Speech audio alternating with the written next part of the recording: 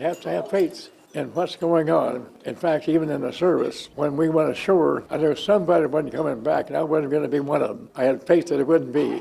And I'm still looking forward to the future. When World War II Navy veteran Jim Hughes turned 100, WWII 15 covered this celebration.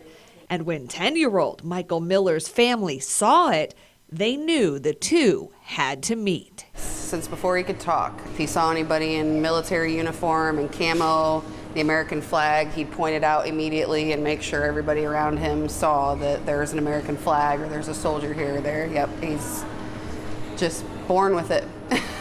So WWII 15 arranged for Michael to visit Jim, where he lives at Heritage Point. Hello. Okay. And you are Michael? I'm Jim. Good to meet you. Soft-spoken. Good to meet you too. But full of questions. What was life like before a war? Hopes, dreams, or goals? I was an electrician. I wired houses. Michael soaked in his living history lesson. There's my dog tag.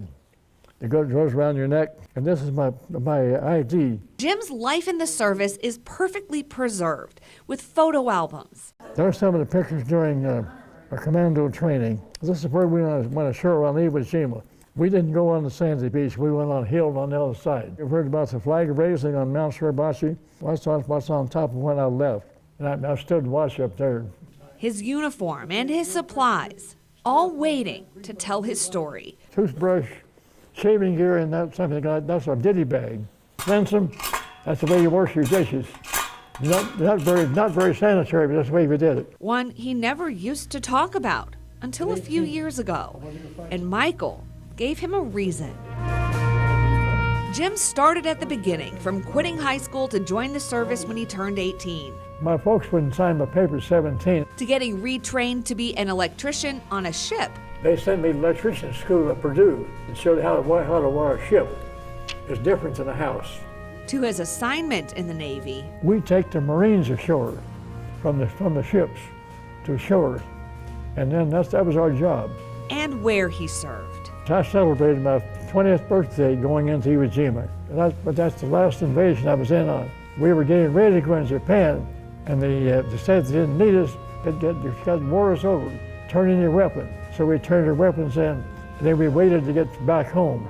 Some stories are still just for him. Most memorable experience? I couldn't say that. But the best remember I had was I got back without getting a scratch. I didn't get hit. And some still bring him a chuckle, like when he fixed an air raid siren and then decided to test it. So I turned it on and it worked. Everybody jumped in the holes for the thought it was air raid coming. It wasn't funny, but funny to me. But perhaps the most meaningful story is the one being written right now in two chairs between a wise man and a young boy, generations apart. If he can benefit from anything I've said, it's well worth the time. I think it's amazing, and I've been telling him for the last couple of days that he doesn't realize at his age how big of a deal this is. I'm speechless that I got to meet a real-life hero. It's awesome. Through it all, Michael had few words. Pretty fun, because I wanted to learn more about World War II.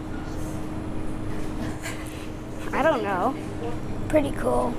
But that was okay, because Jim had plenty. All the rest of the troops run across you. Parting with life advice from someone who has a life well lived. But the main thing is, you do what you want to do, but you make your goal and you stick to it. That's the best advice I can give.